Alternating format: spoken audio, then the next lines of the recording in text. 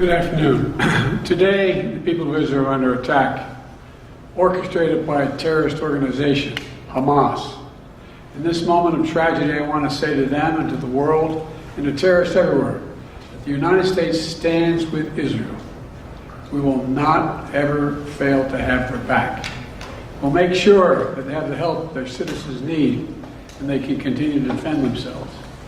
You know, the world's seen appalling images.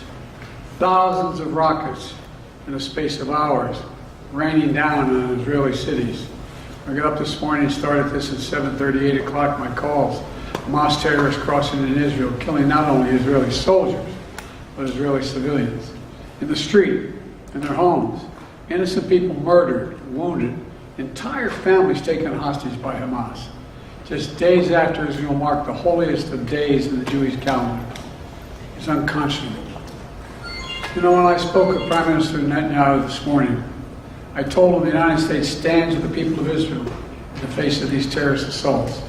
Israel has the right to defend itself and its people. Full stop. There's never justification for terrorist attacks. And my administration's support for Israel's security is rock solid and unwavering. Let me say this as clearly as I can. This is not a moment for any party hostile to Israel to exploit these attacks to seek advantage. The world is watching.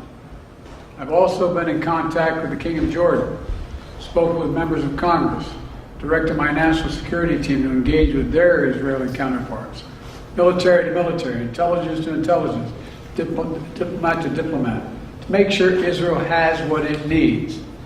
I've also directed my team to remain in constant contact with leaders throughout the region, including Egypt, Turkey, Qatar, Saudi Arabia, Jordan, Oman, the UAE, as well as our European partners and the Palestinian Authority.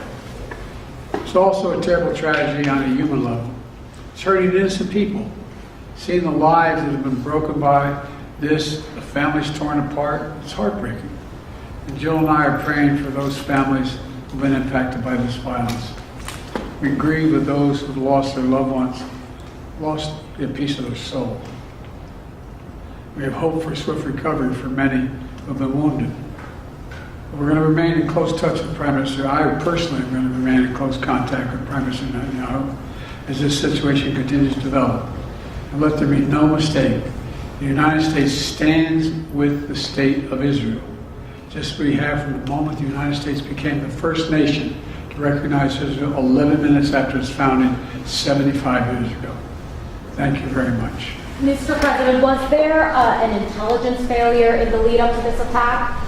Mr. President, can you tell us what he asked you specifically for support?